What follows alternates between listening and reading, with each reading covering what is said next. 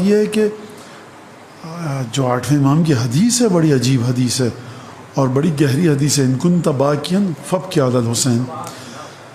اس حدیث کی فقہ الحدیث پر 2-4 لمحوں کے لیے منٹوں کے لیے مجھے گفتگو کرنے دیجیے. مولانا نے فرمایا کہ اگر تم کسی بھی چیز پر رو رہے ہو حسین پر رو. آپ کے خیال میں اتنی آسان حدیث ہے؟ کسی بھی چیز پر رو رہے ہو.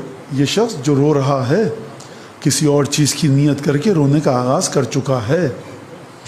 یعنی اگر کسی کے موت ہوئی ہے اور کسی کے سر سے باپ کا سایہ اٹھ گیا, کسی کے سر سے ماں کا سایہ اٹھ گیا, کسی کا بھائی وہ اپنے ہاتھوں سے قبر میں اتار کے آ رہا ہے, یہ شخص اپنے بھائی پر, باپ پر, ماں کے غم میں رو رہا ہے. مولا فرما رہے ہیں رو رہے ہو کسی بھی غم میں رو رہے ہو حسین پر رو. تو یہ ہوگا کیسے؟ یا تو آپ گریہ کیجئے مولا حسین کی نیت کر کے, یا آپ گریہ کیجئے آپ کے اوپر جو مصیبت وارد ہوئی ہے اس کی نیت کر کے. مولا فرما رہے ہیں کسی پر بھی رونا ہے رو, حسین پر رو.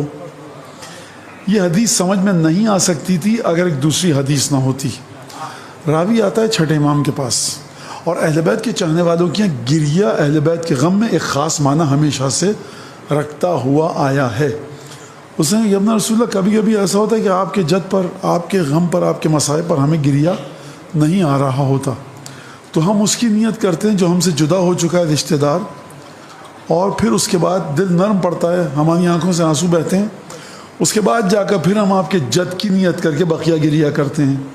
امام نے فرمایا یہ کام کیا کرو.